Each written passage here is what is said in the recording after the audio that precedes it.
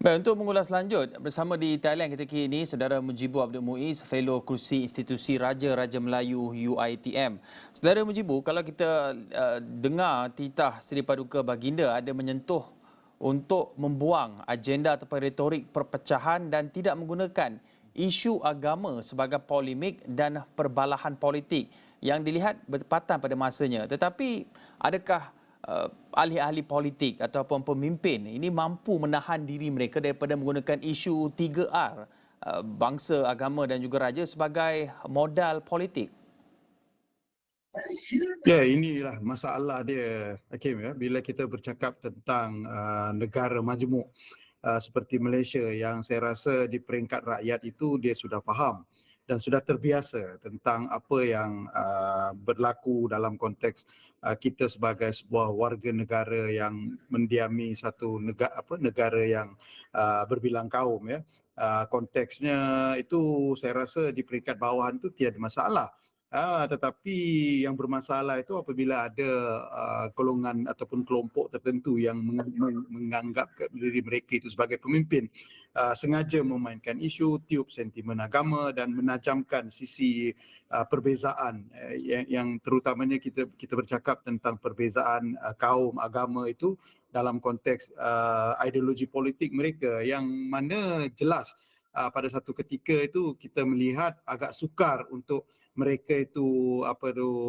mengikis perkara ini daripada sebahagian aktiviti berpolitik mereka, memandangkan perkara sebegini akan memberikan mereka modal politik dan ada pulangan ataupun laba politik yang besar dalam memperolehi kuasa dan populariti, dan paling penting perkara ini kerap dimainkan kalau pilihan raya itu makin hampir. Jadi dalam konteks ini seruan sebegini tepat pada waktunya apabila titah tuanku sepenuh hari keputaran rasmi baginda itu ditujukan bukan saja kepada seluruh rakyat secara umum, tapi juga mungkin secara spesifik kepada pemimpin, agar sudahlah untuk terus berpolitik secara retorik yang menggunakan modal kaum dan agama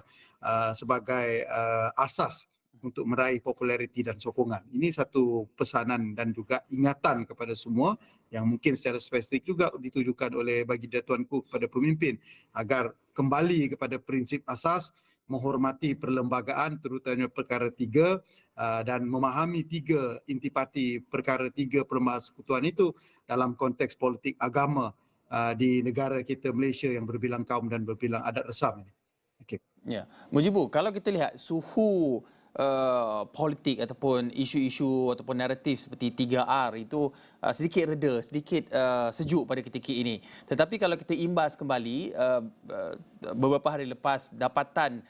kajian pemantauan media sosial pada PIDU 15 oleh Pusat Kewartawanan Bebas CIJ dengan beberapa universiti mendapati bahawa hantaran yang berkisar mengenai naratif perkauman, agama yang menyinggung perasaan serta diskriminasi yang dicetuskan oleh ahli politik menguasai platform media sosial utama di negara ini ketika PRU yang lalu,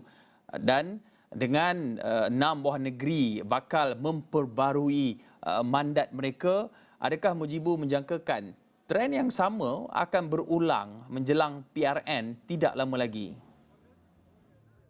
Ya, ini barangkali sudah lama kita bincangkan, ya, Kim, terutamanya bila kita menarik kembali perbincangan sekitar 2019 yang lalu, ya, apabila dua tokoh dalam negara kita, Dr. Teo Kok Song, pelok utama kita UKM sendiri, ya, yang mengaitkan bahawa permasalahan dengan politik agama dan sensitiviti kaum di negara ini banyak diteruskan oleh dua pihak ini, ahli politik dan media sosial. Jadi kalau kita melihat kepada hasil dapatan kajian itu, jelaslah mengapa ia menjadi begitu trending dan banyak diperkatakan. Bersempenaan kita juga mengetahui bahawa 6 pilihan raya negeri bakal menyusul, dan keenam negeri ini barangkali dianggap satu pertembungan yang begitu sengit memandangkan situasi dan senario politik yang berubah dan sentimen kaum yang muncul ketika PRU 15 yang kelihatan begitu kuat membadai dalam konteks gelombang hijau itu, Maka tidak hairanlah apabila dua unsur tadi, orang politik dan juga media sosial itu menjadi sekutu hebat dalam konteks bagaimana elemen itu digabungkan, unsur ini bersatu bagi membentuk satu naratif politik sempurna itu. Justru kalau kita lihat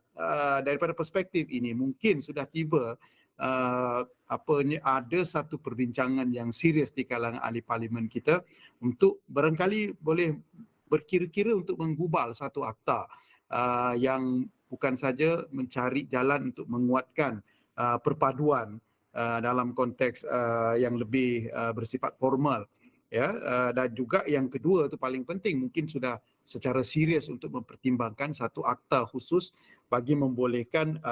adanya kawalan kepada ucapan, bahasa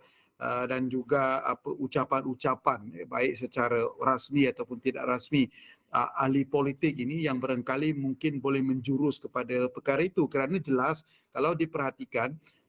apa yang berlaku adalah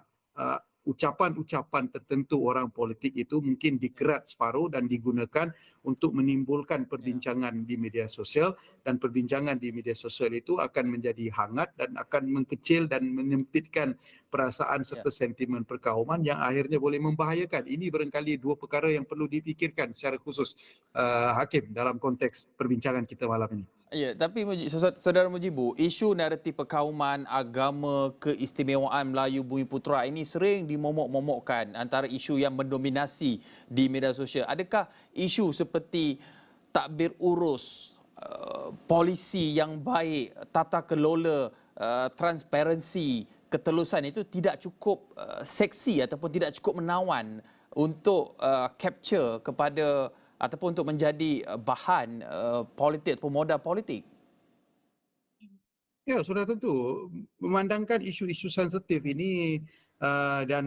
dan mampu untuk menajamkan sisi perbezaan itu lebih dekat dengan orang. Walhal kalau dilihat isu-isu pentadbiran itu sepatutnya lebih mendominasi, memandangkan kita sebagai sebuah negara yang membangun dan adanya perlembagaan persekutuan itu sendiri yang sudah pun secara jelas dan tuntas melindungi kesemua perkara-perkara yang terkait dengan agama, dengan bangsa, dengan bahasa, yang memberikan segala kerangka yang khusus untuk menyelesaikan apa juga isu yang timbul daripada itu, berbanding dengan isu-isu yang melatari permasalahan kita yang menyentuh tentang keperluan, ya, dan juga yang paling penting kemakmuran dan keselesaan hidup itu perlu disentuh. Namun jelas masalah yang timbul dalam konteks perbincangan kita ini, Hakim, adalah orang politik, kerana orang politik yang seperti mana yang dibincangkan tadi, apa yang saya quote daripada Prof. Datuk Dr. Teo Kok Siong dan juga Tan Sri Yi Lam Tai. Orang politik ini dia akan memberikan kenyataan tertentu, dia akan membuat ucapan-ucapan retorik yang menyentuh, kerana sudah tentu seperti mana yang Hakim katakan, ini lebih seksi, ini lebih menarik dan ini lebih cepat menyentuh perasaan dan sensitiviti dan mampu untuk dikapitaliskan untuk menjadi modal sokongan buat orang-orang politik, maka dia akan mencipta gelombang di dalam perbincangan media sosial, dan sudah tentu gelombang itu akan bertambah kuat dan akan mempengaruhi yang lain, dan ia akan marak seperti api yang membakar kayu yang kering. Jadi dalam orang politik itu perlu bertanggungjawab, kerana seperti mana di awalnya, orang umum, secara umum, rakyat sudah faham, sudah biasa tentang budaya, cara hidup dan adat resam yang berbeza di kalangan rakyat, dan ini sebenarnya kerana isu-isu ekonomi, isu-isu pekerjaan, isu-isu keselesaan hidup, kemakmuran ekonomi ini menjadi concern rakyat utama. Tetapi kalau ada orang politik yang mencipta gelombang itu, maka sudah tentu seperti mana yang kita bincangkan, mereka itu akan membawa perbincangan itu menjadi sebuah pandangan dan persepsi umum, maka secara umumnya juga sedikit sebanyak dia akan terkait, dan sudah tentu apabila dia menyentuh tentang sensitiviti dan sentimen tertentu, maka ia akan menimbulkan ketidaksedangan dan juga sudah tentu membawa kepada perbalahan yang akan dikapitaliskan oleh orang-orang politik seterusnya.